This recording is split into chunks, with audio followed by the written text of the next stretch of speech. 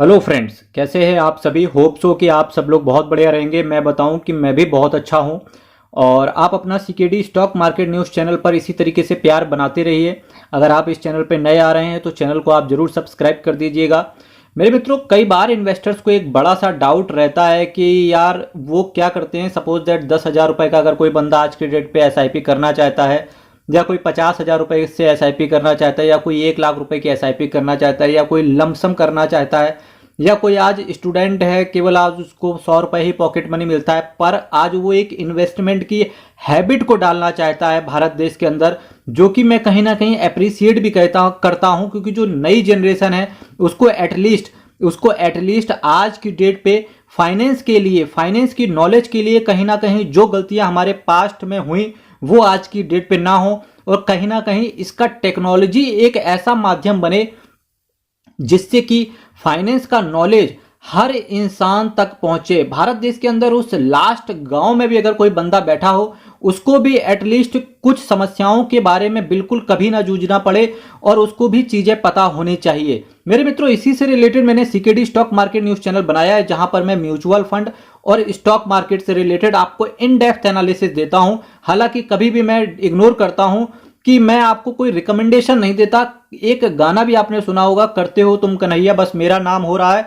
बस उसी तरीके से मैं आपको बताता हूं कि करना आपको है, स्टेप सब कुछ आपको लेना है। मैं आपकी सारी समस्याओं को सामने आज रखने के लिए केवल आज एक छोटा सा काम मैंने किया है कि कई बार इन्वेस्टर एक बास्केट ढूंढता है म्यूचुअल फंड की, जिसे आप पोर्टफोलियो के नाम देते हो। पोर्टफोलियो का एक्चुअल में मतलब होता है मेरे मित्रों, आप अगर बीकॉम वगैरह या एमकॉम वगैरह में रहे होगे, और अगर आपके पास फाइनेंशियल मैनेजमेंट है, या आप सीए इंटरमीडिएट वगैरह में भी हैं, तो भी वहां पर एक क्वेश्चन अक्सर आ जाता है कि what is portfolio. General purpose से भी इंपॉर्टेंट होता है। मेरे मित्रों, एक पोर्टफोलियो का मतलब होता है कि एक बास्केट होता है जहां पर आप कुछ डिफरेंट कैटेगरी के म्यूचुअल फंड्स की अगर कैटेगरी बताएं तो small cap, mid cap, large cap, flexi cap, hybrid, multi asset allocation, debt fund, pension fund, कुछ इस तरीके के जो फंड्स आप एक जगह उठा के ले आते हो जिस बास्केट के अंदर, उसको बोल देते हैं पोर्टफोलियो। ये केवल एक नाम मात्र का होता है।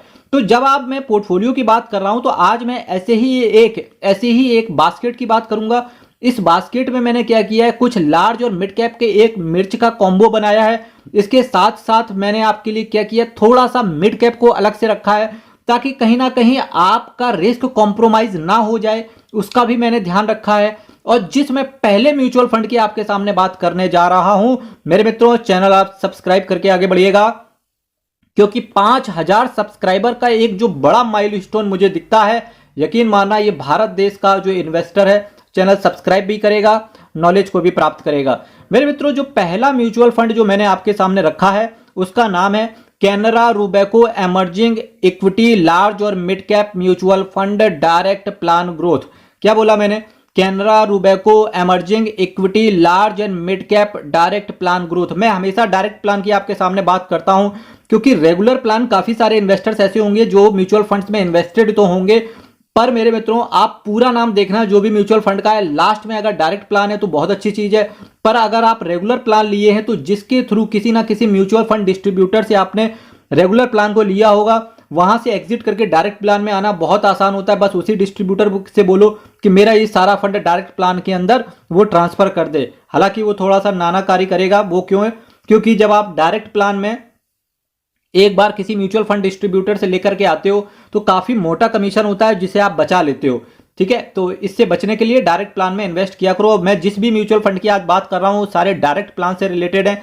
अगर मैं Canara Robeco emerging equity fund की बात करूं तो देखिए, एक लार्ज और मिड कैप का एक कॉम्बो है ये। इसके एनएवी की बात करूंगा, नेट एसेट वैल्यू, जिसका जितना कम एनएवी होगा वो उतना अच्छा फंड माना जाता है। अगर मैं इस की एनएवी की बात करूंगा तो 187 रुपए का इसका एनएवी है। रिटर्न की बात करेंगे तो 20.11% के सीएजीआर के हिसाब से इस म्यूचुअल फंड ने अपने प्यारे इन्वेस्टर्स को रिटर्न उसकी झोली में डाल के दिया है। और ये जो डेटा है, ये जो म्यूचुअल फंड है, ये जो कैटेगरी है, पिछले 11 सालों से काम कर रही है। दैट मीन्स की ट्रस्ट भी देखते ही बनता है। एक्सपेंस रेशियो की बात करेंगे तो 0.56% का ये म्यूचुअल फंड आपसे एक्सपेंस रेशियो चार्ज करके चलेगा। दूसरा जो मैंने म्यूचुअल फंड रखा हुआ है उसका नाम है SBI blue chip direct plan growth. क्या बोला मैंने?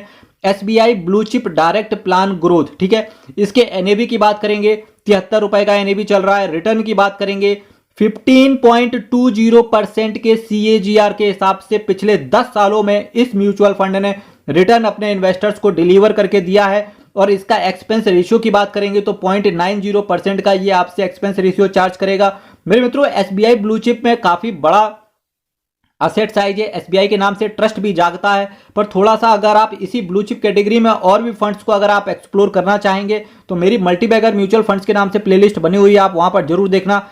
सेम कैटेगरी में दूसरी एसेट मैनेजमेंट कंपनियों ने अच्छा रिटर्न दिया है और मैंने ये अपनी प्लेलिस्ट में आपको हर चीज इन डेप्थ एनालिसिस करके बताई है। हालांकि मेरा कोई रिकमेंडेशन नहीं है यहां से, पर मैं चाहता हूं कि आप अच्छे के पास जाओ, केवल आपको एक्सप्लोर करनी है चीजें। और मेरी प्लेलिस्ट पे मैंने पूरा प्लेलिस्ट इसी वजह से एक तैयार कर दिया है, मैंने जगह जगह नहीं डाला है, प्लेलिस्ट बनाई है म्यूचुअल फंड की, आप उसको जरूर विजिट कर लेना। तीसरा म्यूचुअल फंड जो मैंने रखा है उसका नाम है Kotak blue chip fund direct plan growth. जी हाँ, काफी बड़ा 3-3.5 करोड़ का इसका भी एसेट साइज है। दैट मीन्स कि काफी लोगों का इसके अंदर पैसा पड़ा होगा। Kotak blue chip fund direct plan growth, इसके एनएवी की बात करेंगे बहुत महंगा है, जो कि है 445।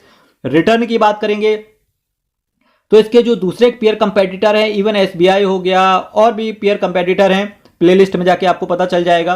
पेयर कंपेटिटर से बात करेंगे तो काफी कम इसने रिटर्न डिलीवर करके दिया है, पर चूंकि 3.5 करोड़ के आसपास इस कोटक ब्लू चिप फंड का भी एसेट साइज है, तो डेफिनेटली आज उनको इसके बारे में पता चलेगा कि क्या क्या है उनके पास। रिटर्न की बात करेंगे 14.21% के CAGR के हिसाब से रिटर्न डिलीवर करके दिया है। ड्यूरेशन की बात करेंगे तो पिछले 11 सालों से ये कैटेगरी काम कर रही है। एक्सपेंस रेशियो की बात करेंगे तो 0.54% का एक्सपेंस रेशियो ये आपसे चार्ज करेगा। जैसा कि मैंने आपसे कहा कि इसके एसेट साइज की अगर बात करें तो 5,633 करोड़ का इस म्यूचुअल फंड का, इस एसेट मैनेजमेंट कंपनी के अंदर जो ये फंड है 5,633 करोड़ का एसेट साइज है।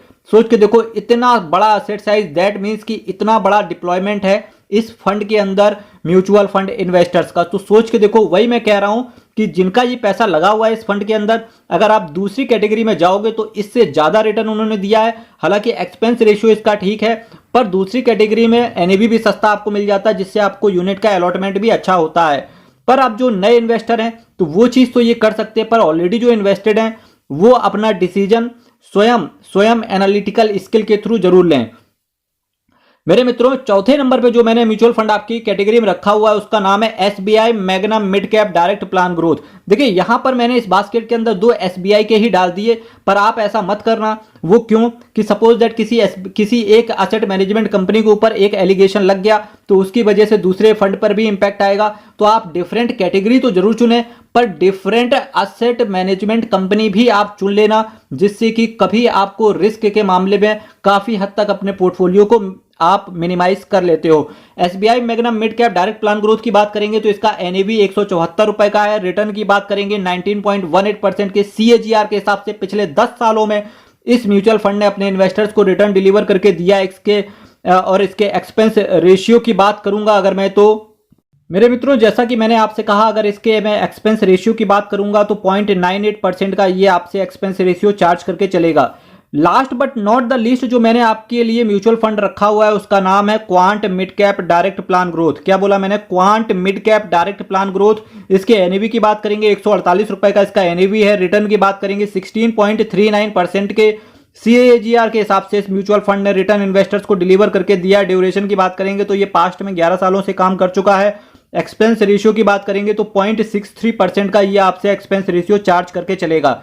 मेरे मित्रों, जो टोटल मैंने 5 म्यूचुअल फंड्स की बात करी, जिसमें कैनरा रुबेको इमर्जिंग इक्विटी लार्ज और मिड कैप की बात करी, SBI ब्लू चिप की बात करी, कोटक ब्लू चिप की बात करी, SBI मैग्नम मिड कैप की बात करी, क्वांट मिड कैप फंड की एक बास्केट बनाने की मैंने कोशिश करी। मेरे मित्रों, अल्टीमेट डिसीजन आपको लेना है। 5 म्यूचुअल फंड मैंने आपके लिए रख दिए हैं यहां से, और मेरी प्लेलिस्ट को जरूर विजिट करना। साथ ही साथ जो ये फंड्स हैं, अगर आप इसमें इन्वेस्ट करने की चेष्टा बना रहे हैं तो एक बार इनके कॉम्पिटिटर, एक बार इनसे सेम रिलेटेड दूसरी एसेट मैनेजमेंट कंपनी के दूसरे फंड्स के बारे में सेम कैटेगरी के अंदर जरूर एक बार पता कर लेना। उसका रिटर्न आप देख लेना, ज्यादा होना चाहिए, एनएवी इससे कम मिल जाए आपको, एक्सपेंस रेशियो इससे कम मिल जाए।